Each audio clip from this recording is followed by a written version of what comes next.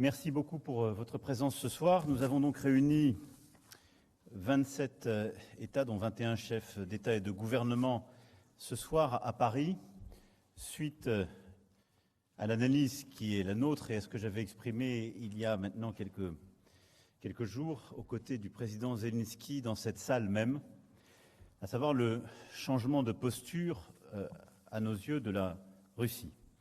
Je constate d'abord qu'il y a unité de vue sur ce constat, celui que la Russie poursuit la guerre, réitère ses objectifs de conquête territoriale et a adopté une attitude plus agressive, non seulement en Ukraine, mais contre nous tous en général. Et cette attitude de la Russie, ce danger accru, ce durcissement russe, je l'ai caractérisé tout à l'heure dans mon propos introductif, je n'y reviendrai pas, je pourrais éventuellement détailler dans le cadre de vos questions. Il fait l'objet d'un consensus, d'une unanimité entre tous les États qui étaient présents ce soir. Nous avons entendu ensuite la demande du président Zelensky, au début de notre réunion, d'amplifier notre soutien. Et nous avons la conviction, en effet, que la défaite de la Russie est indispensable à la sécurité et la stabilité en Europe. Et au fond, ce qui se joue aujourd'hui est évidemment, d'une part, le théâtre des opérations en Ukraine, c'est-à-dire la possibilité pour l'Ukraine de résister à toute nouvelle offensive russe, de résister à tout aléa dans les mois qui viennent, mais également la possibilité pour les Européens de définir leur propre sécurité collective. Concept souvent brandi, notion souvent avancée, c'est maintenant une réalité. La question est de savoir si nous sommes capables ou pas. Ma conviction est oui, c'était l'un des objectifs de la réunion de ce soir. Nous sommes résolus en effet à faire tout ce qui est nécessaire aussi longtemps que nécessaire, et c'est pour moi le point essentiel de ce soir. La première partie de notre discussion a été sur, au fond, faire plus. Et il y avait un large consensus pour faire ensemble encore davantage et plus vite. Avec d'abord un point sur les financements. Plusieurs d'entre nous avons déjà signé des accords bilatéraux avec l'Ukraine. Nous avons invité tous les autres à suivre ce mouvement.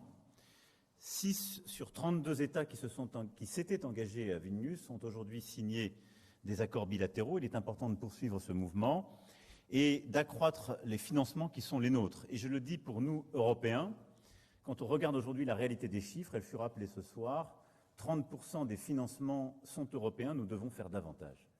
C'est ce qui a conduit au choix de la France, de l'Allemagne et de quelques autres. Cela doit être suivi d'effets.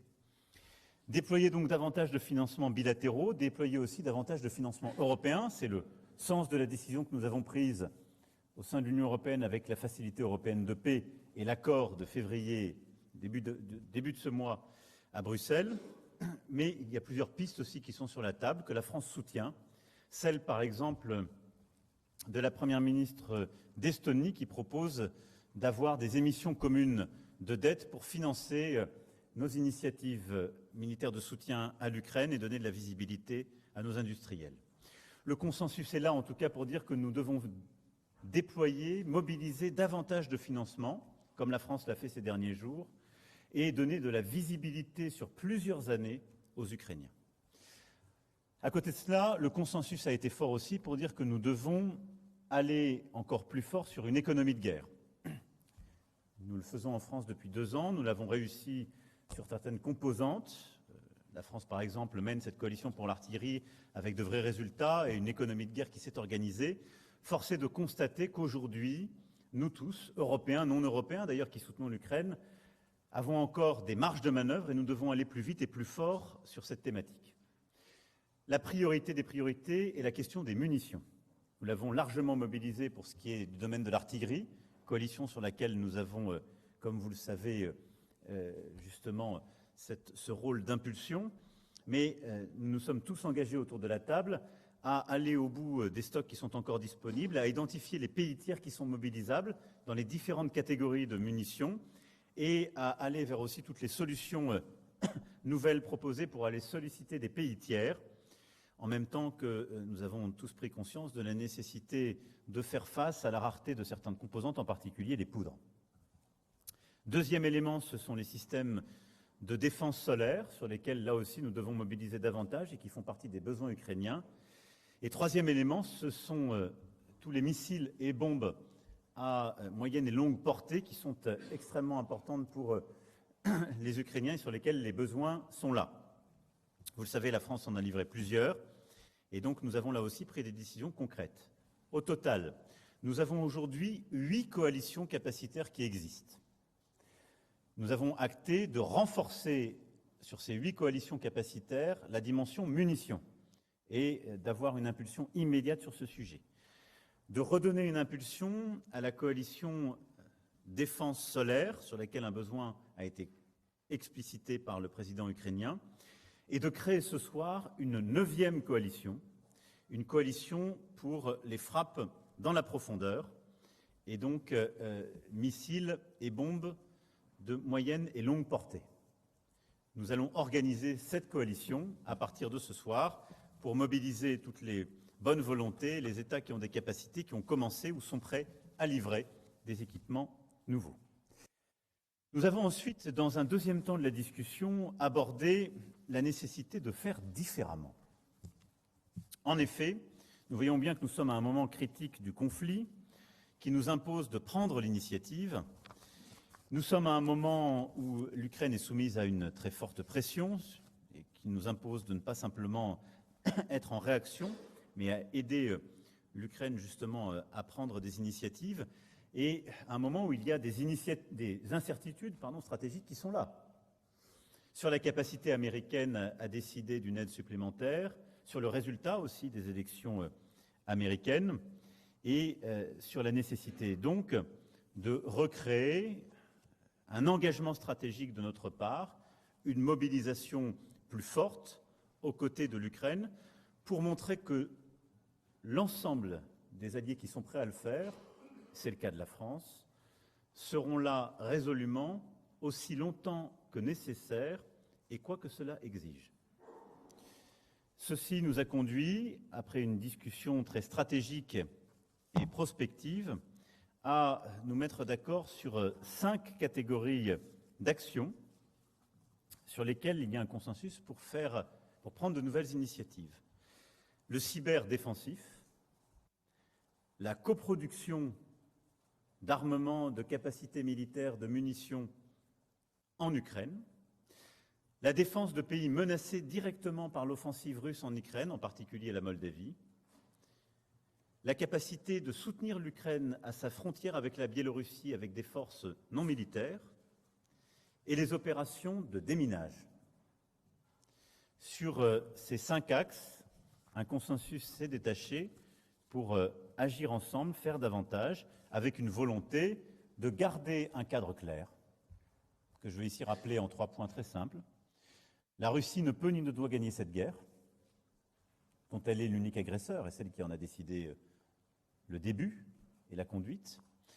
Le deuxième point, la Russie, de fait, aujourd'hui menace notre sécurité collective par ses actions en Ukraine et ses attaques multiples hybrides à notre égard.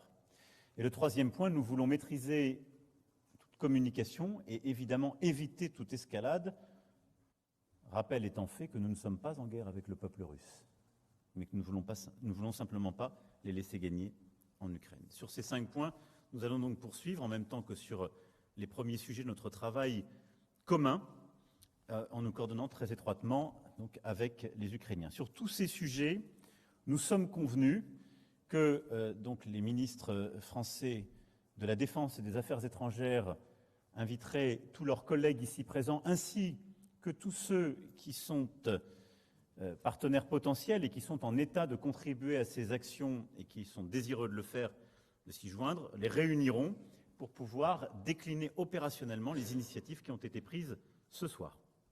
Ceci redit notre détermination à tous, plus encore qu'hier, quelques jours après les 2 ans début de cette agression russe, de soutenir l'Ukraine, de permettre à l'Ukraine justement de négocier dans les meilleures conditions la paix et le retour à sa souveraineté pleine et entière et à son intégrité territoriale, et notre volonté concrètement de bâtir notre sécurité collective.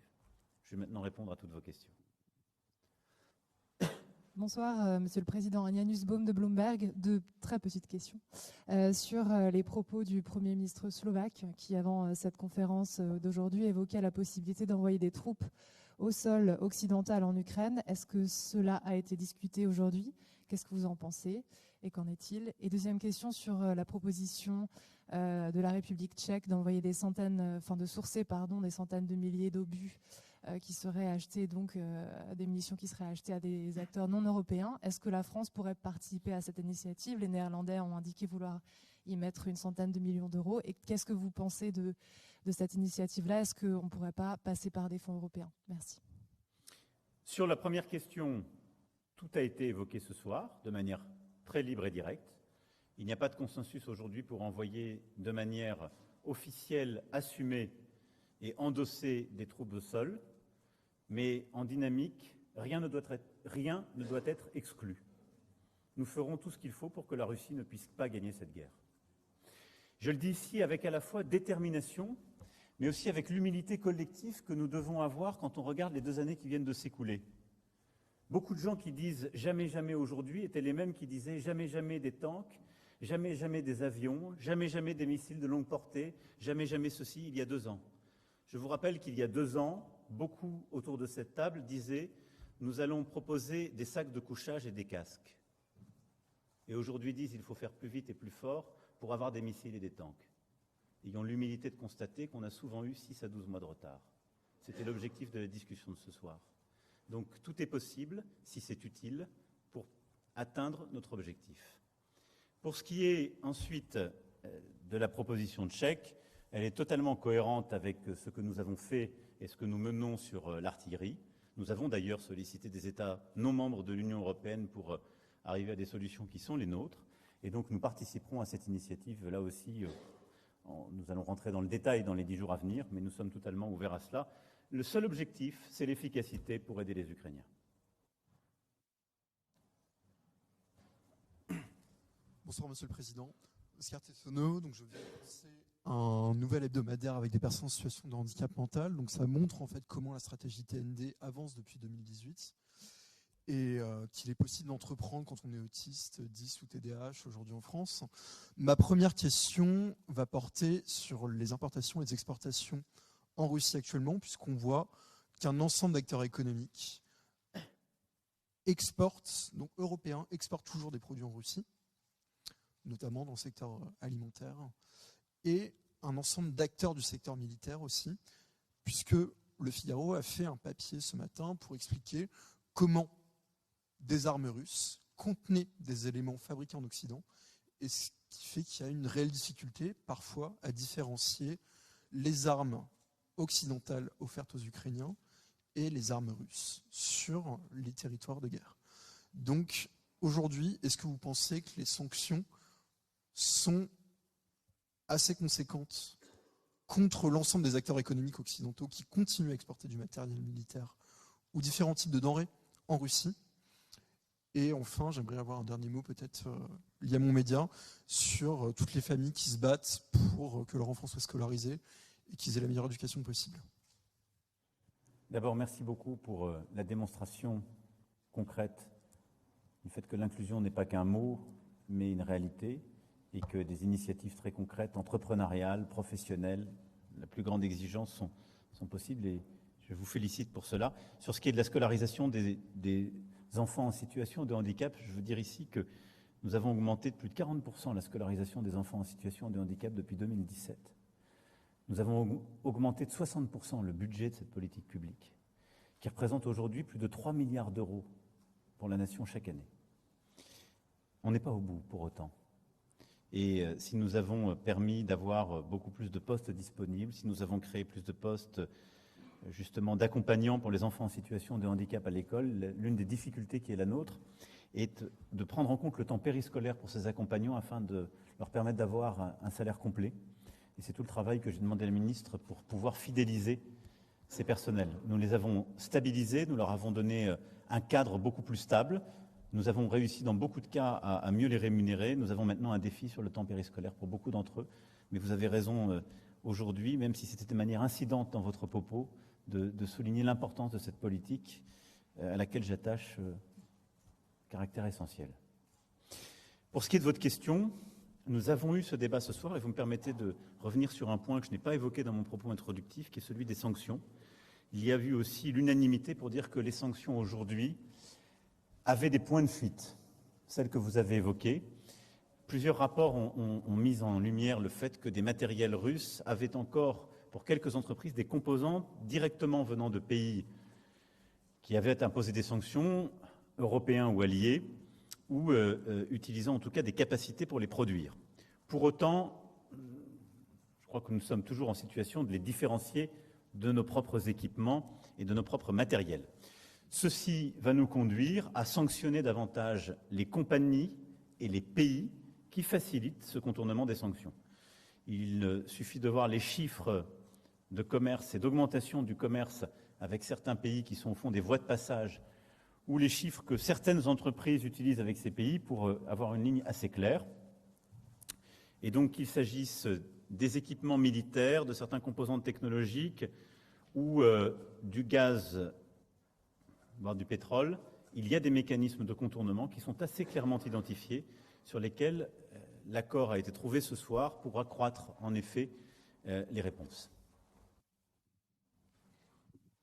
Claire Colquette pour Politico. Monsieur le Président, vous avez évoqué la proposition estonienne d'un grand emprunt pour soutenir la défense européenne. Est-ce que vous pensez que vous cheminez vers un accord avec les frugaux qui étaient là ce soir, notamment avec le chancelier allemand Olaf Scholz? On sait que les Allemands ne sont pas pour des grands emprunts de ce type. Et par ailleurs, on voit des articles de presse qui évoquent peut-être des discussions sur la livraison de Mirage en Ukraine, de Mirage français. Est-ce que vous pouvez nous dire si cela va se concrétiser? Merci. Alors aujourd'hui, nous n'avons pas de discussion sur des Mirages, mais nous avons une formation qui est en cours de pilote. Ensuite, nous regardons les capacités qui pourraient être utiles. Il y a dans les 8 coalitions existantes, à laquelle nous avons ajouté donc ce soir une 9e coalition sur les missiles longue portée, une coalition qui existe en matière justement d'aviation et qui est une coalition dite F-16. Elle existe, elle est là. Nous n'avons pas de F-16 comme vous le savez, puisque nous avons nos propres capacités, mais nous regardons sur nos propres capacités ce qui serait utile pour la défense du sol ukrainien. Pour le moment, en tout cas dans le cadre de cette coalition existante, nous formons des pilotes et nous allons continuer. J'ai connu un monde où l'Allemagne et la France se mettaient d'accord pour convaincre les frugaux. Et dans ce monde-là, d'ailleurs, l'Allemagne n'était pas considérée comme un pays frugal, à proprement parler. Je note, et c'est la beauté des moments que nous vivons, que l'Estonie, qui était en effet l'un des pays frugaux, a fait une proposition d'emprunt commun. Je m'en félicite et je la partage. Et je pense que si nous avions la capacité, ensemble, de mettre en place exactement ce que nous avons fait en franco-allemand d'abord, puis en européen, à l'été 2020, pour répondre à la crise Covid, sur la guerre en Ukraine, ce serait pertinent.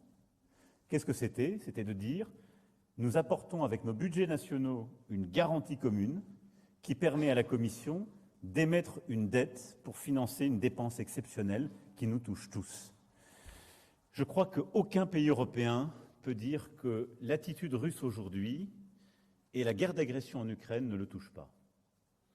Et donc je pense que c'est exactement une situation de ce qu'on appellerait un choc géopolitique totalement symétrique qui justifie des mesures d'exception. Je soutiens donc la proposition de la Première ministre estonienne.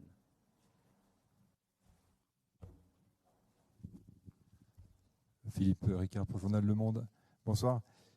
À propos de l'envoi éventuel de troupes au sol, vous dites que ça a été évoqué. Est-ce que vous pouvez préciser par quel pays ça a été évoqué?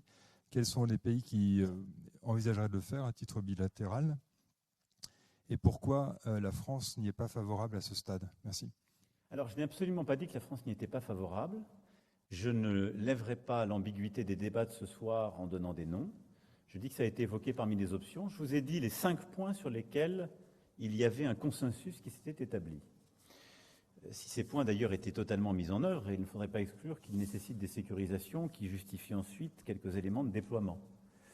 Mais je vous ai dit de manière très claire ce sur quoi la France maintiendra sa position, qui est une ambiguïté stratégique que j'assume. Rien ne doit être exclu pour poursuivre l'objectif qui est le nôtre. La Russie ne peut et ne doit gagner cette guerre.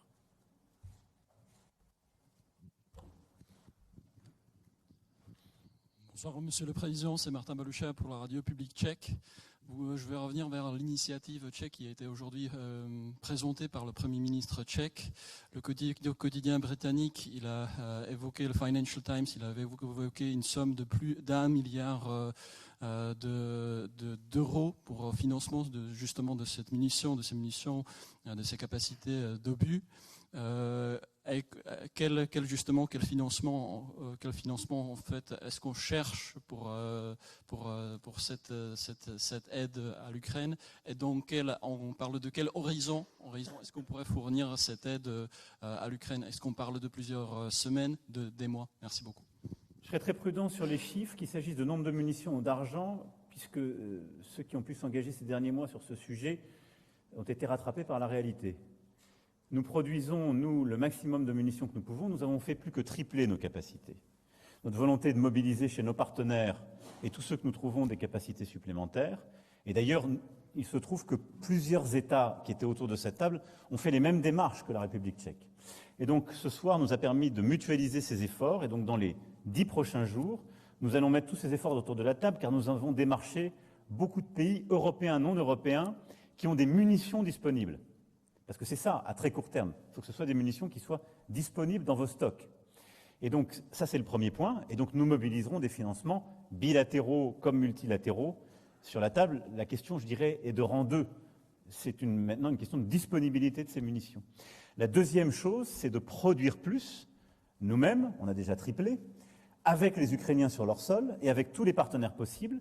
Et là, nous devons sécuriser, en particulier la poudre, qui est vraiment ce qui manque aujourd'hui. Parce qu'il faut vous représenter qu'en fond, il y a 2 ans, nous vivions dans un monde où très peu de gens anticipaient le retour d'une guerre continentale avec une telle intensité sur le sol. Et donc on vivait tous dans des pays où on avait beaucoup moins de stocks de munitions et on avait des industries qui n'étaient pas du tout à ce rythme de production. Et donc, dans tous nos pays, nous avions des capacités, des disponibilités de poudre pour ces munitions qui ne sont pas du tout ce dont on a besoin aujourd'hui. Donc c'est vraiment un pivot complet de cette économie de guerre. Donc, si je puis dire, les finances suivront. La question, c'est où sont les munitions disponibles, avec qui, comment on mutualise nos efforts et ensuite comment on produit davantage. Je vous en prie. Juste à votre droite. Merci, Monsieur le Président. Francesco Fontemaggi de l'agence France Presse. Le président Zelensky a dit aujourd'hui qu'à ce stade, seuls 30% du million d'obus promis par l'Union européenne avaient été livrés. Est-ce qu'après les décisions, nouveaux efforts qui ont été décidés ensemble ce soir, vous pouvez nous dire si collectivement vous pouvez lui donner un calendrier, des nouvelles étapes pour atteindre ce million d'obus? Est-ce qu'il y a une échéance C'est ce que je disais à votre collègue, c'est une très bonne question. C'est pour ça qu'il faut toujours faire très attention quand on s'engage. Et la France, depuis le premier jour, nous avons très longtemps été plus discrets que les autres, surtout. À chaque fois qu'on s'est engagé sur des capacités et une date, on les a tenues. Parce que derrière, il y a une guerre. Et donc, vous ne nous avez pas, nous, entendu nous engager sur des millions, des milliards qu'on ne savait pas tenir. Bon. La réalité, c'est qu'en fait, à très court terme, vous ne pouvez donner que les munitions que vous avez en stock et ou les munitions que vous produisez en flux tendu. Bon. Il est forcé de constater que nous n'avions pas ce million. Donc, c'était sans doute un engagement imprudent. Aujourd'hui, les initiatives que nous avons lancées, France, plusieurs autres, complétées par la proposition de la République tchèque, lesquelles d'ailleurs se recoupant, vont être toutes mises autour de la table et dans 10 jours, nous aurons une réponse claire avec un agenda sérieux. C'est ça ce qu'il faut. Moi, j'ai toujours privilégié ce point. On verra d'ailleurs ce qu'on rend public et ce qu'on ne rend pas public. Parce que, je dis ça, c'est tout à fait normal qu'on vous rende compte par transparence, et parce que c'est ce qu'on souhaite tous, mais il y a aussi un temps, comme c'est une guerre, les premières personnes à qui on doit donner de la visibilité, ce sont les autorités, les forces armées ukrainiennes. Donc d'ici 10 jours, on y verra beaucoup plus clair. Est-ce qu'il y a d'autres questions? J'en prends encore une, deux. Je vous en prie. Vous avez un micro à votre droite également. Oui, bonjour, James André pour France 24. Je voudrais savoir quel est le degré d'inquiétude quant à l'engagement des États-Unis et de l'OTAN. On le voit, les Américains ont effectivement 60 milliards d'aides à destination de l'Ukraine qui sont bloquées, et surtout des déclarations très inquiétantes, notamment de Donald Trump. Difficile de prévoir l'issue des élections américaines. Est-ce que vous en avez parlé dans votre propos liminaire? À quel point est-ce qu'on est inquiet et est-ce qu'on est en train de poser les bases d'une potentielle suite sans les Américains? Pour moi, la question n'est pas de savoir si nous sommes inquiets ou pas. D'abord, je vais vous dire, on a beaucoup de chance d'avoir les États-Unis d'Amérique qui sont là aujourd'hui, qui sont si engagés. C'est un fait.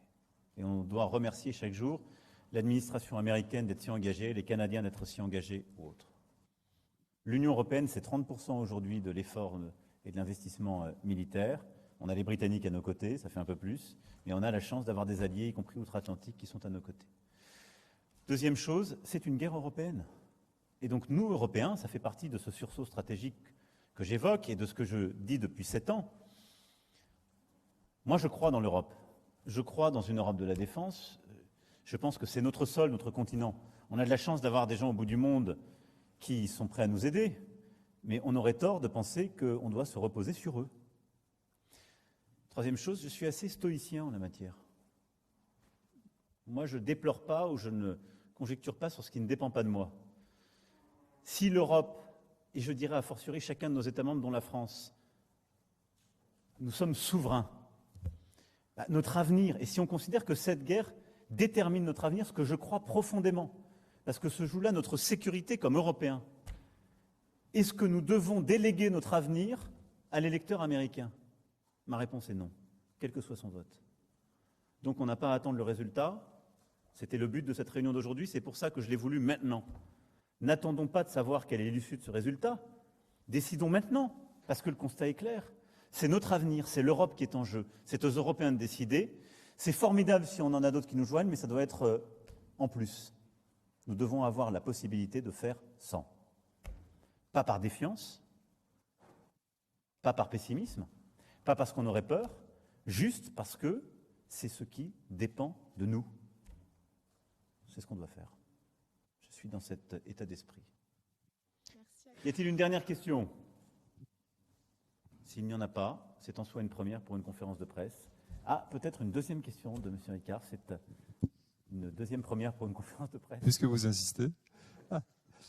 Est-il possible d'envisager qu'un pays envoie des troupes au sol en Ukraine sans l'accord des autres au niveau européen? Est-ce que, par exemple, la Pologne pourrait envisager de le faire?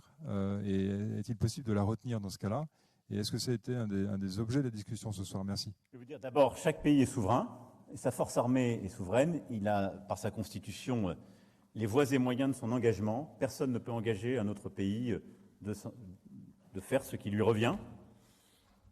De manière sûre, il faut définir un cadre d'intervention, et dans ces cas-là, des cadres de solidarité, mais ma réponse est non, personne ne peut engager personne. Mais je vous dis simplement que l'esprit qui régnait ce soir, c'est qu'autour de 5 actions que j'ai évoquées, le consensus était là, et que nous sommes prêts à faire aussi longtemps que nécessaire, et tout ce qui est nécessaire, pour que la Russie ne puisse gagner cette guerre. Je vous remercie pour votre attention. Bon courage à tous et toutes.